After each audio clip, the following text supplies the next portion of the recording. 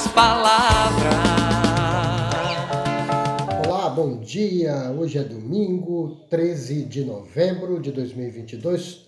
Sou o professor Júlio César, seja bem-vindo ao nosso canal Outras Palavras.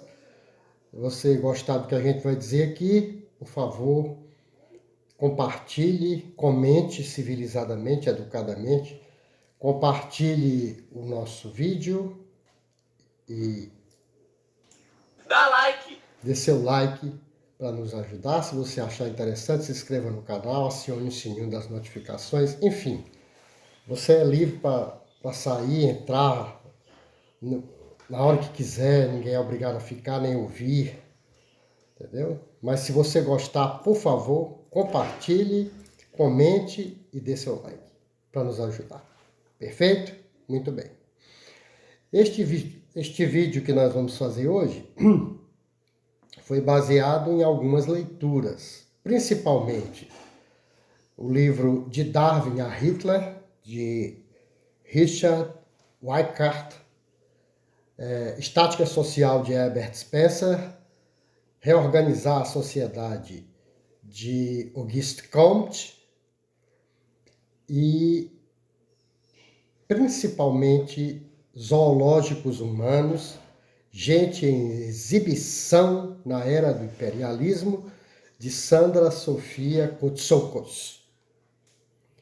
Muito bem. Então, sem mais lero-lero, vamos ao vídeo de hoje. Em pleno Renascimento italiano, o cardeal italiano florentino, para ser mais preciso, Hipólito de Médici, se gabava de ter, além de todos os tipos de animais exóticos, vários selvagens que falavam mais de 20 línguas, entre mouros, tártaros, indianos, turcos, africanos. Você é o bichão mesmo, hein, doido? Ele havia dado um passo além na desumanização daqueles que eram diferentes. A grotesca exibição de pessoas nascidas com alguma deficiência física, ele acrescentou a posse de humanos de outras terras, cuja aparência e costumes eram distintos dos povos da Europa. Um monstro, meu Jesus Exato. amado. O auge, porém, deste tipo de desumanização que o cardeal pode ter dado um pontapé inicial, aconteceria centenas de anos depois, quando as sociedades ocidentais desenvolveram um apetite brutal por exibir espécimes humanos exóticos que eram enviados para Paris, Nova York, Bruxelas, Londres, Varsóvia, Milão, Berlim, para interesse e deleite do público dessas grandes metrópoles. Entre 1877 e 1912, cerca de 30 exposições etnológicas foram apresentadas no Jardin Zoologique d'Acclimation de Paris, o Jardim Zoológico de Aclimação de Paris, que era dirigido por Geoffroy de Saint-Hilaire. Veja aí.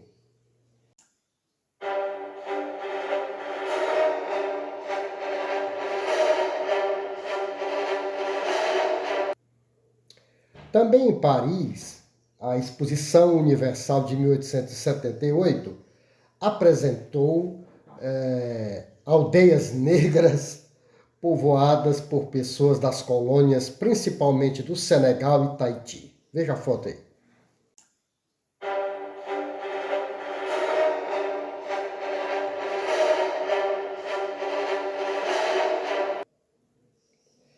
As motivações para continuar exibindo seres humanos por décadas e décadas, enfatizando as diferenças entre os primitivos e os civilizados, meu Deus, estavam ligadas a 3 fenômenos interrelacionados.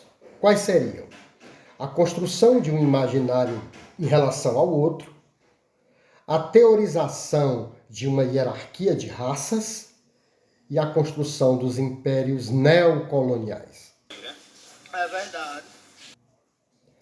Evidentemente, notadamente sobre África e Ásia. Eu acho que sim. E estas motivações eram frequentemente baseadas no racismo científico e uma versão do chamado darwinismo social. O que é darwinismo social? Momento cultural. O darwinismo social, muitas vezes relacionado à figura do filósofo britânico Herbert Spencer, há uma controvérsia em relação a isso, enfim, mas não é esse o caso aqui. Prega que do mesmo modo que o mais apto se tornou mais forte e a espécie mais apta se tornou mais forte e sobreviveu e dominou as demais, segundo a teoria darwiniana, do mesmo modo, dentro da espécie dominante, a espécie humana, havia uma classe social que também era dominante sobre as demais. Essa classe social seria a burguesia anglo-saxã, segundo essas ideias lá do século XIX. Por que a burguesia anglo-saxã seria superior às demais? Porque branca, cristã e industrial. É sua vagabunda capivara. Vejamos 3 exemplos nojentos disso aqui que eu estou falando. No Congo, o rei da Bélgica, Leopoldo II,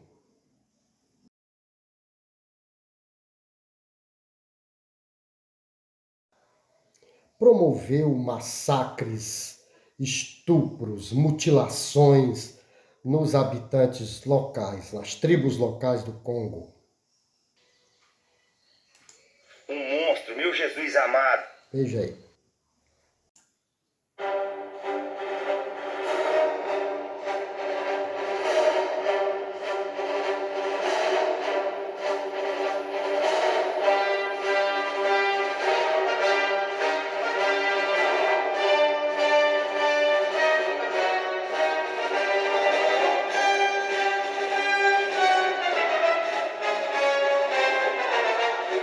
Olha que quando a gente fala no Congo, da época do rei, do imperador da Bélgica, Leopoldo II, há números absolutamente inaceitáveis, inacreditáveis.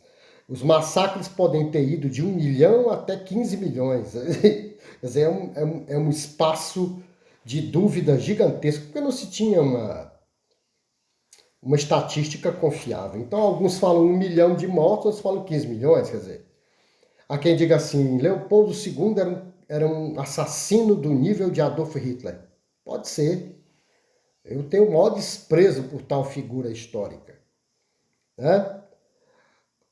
Outro exemplo que eu tenho que citar é nos Estados Unidos. Claro, em 1906, o antropólogo amador Madison Grant exibiu o pigmês do Congo, Ota Benga.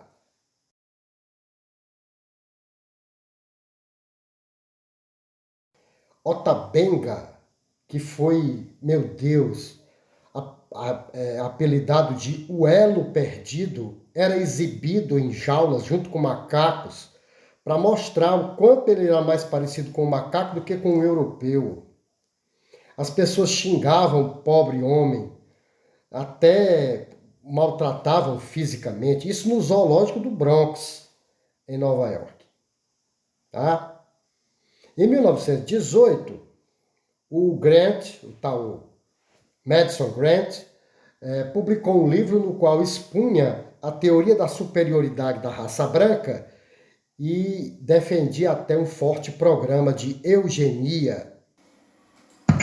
Ok. Houve um equívoco.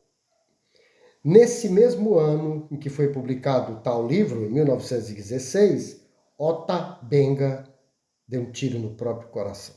Eu tô passada, chocada. Meu Deus. Outro exemplo tristíssimo, terceiro, é o de Sarah Baartman. Esse nome foi criado, o nome dela era tribal, eles inventaram esse nome aí. a chamada Vênus Hottentote, que se tornou um enorme sucesso na Europa, primeiro Londres, Irlanda, Escócia, depois Paris, enfim, devido às suas nádegas enormes.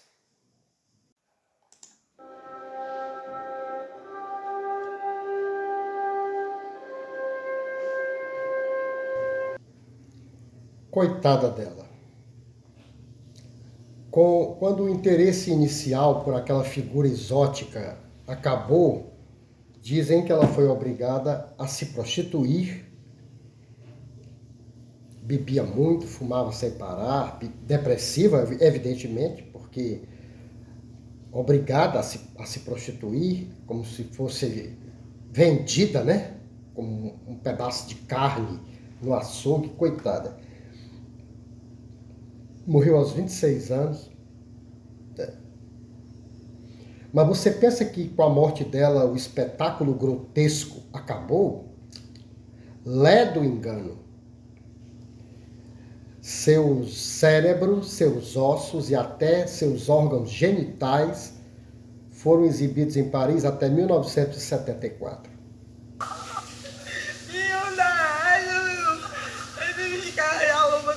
Em 2002, a pedido do ex-presidente Nelson Mandela, seus restos mortais foram transferidos para a África do Sul e finalmente foram sepultados. As consequências destas ações que nós citamos, brutais, vis, aviltantes, são terríveis e permanecem estas consequências em muitos casos até hoje. Como podemos citar alguns exemplos, a ideia de que brancos são superiores aos demais membros da espécie humana, né? Supremacia branca, neonazismo, enfim, outras idiotices que tem por aí, Proud Boys e tal. Essa ideia de que brancos são superiores aos demais membros da espécie humana, de vez em quando essa coisa se volta contra os imigrantes. Veja o caso recente do conflito diplomático criado pela primeira-ministra italiana, Giorgia Meloni, del Partito Fratelli d'Italia, os Irmãos da Itália, um partido neonazista, neofascista, né? E que se recusa a receber imigrantes, alegando que eles que vão para a França, enfim, gerou uma polêmica danada. Depois, se você quiser, veja aí nos jornais que está aí, nos sites, isso é uma coisa que aconteceu recentemente. Então, de vez em quando, essa ideia de superioridade racial se volta contra os imigrantes que normalmente vêm de países mais pobres, né?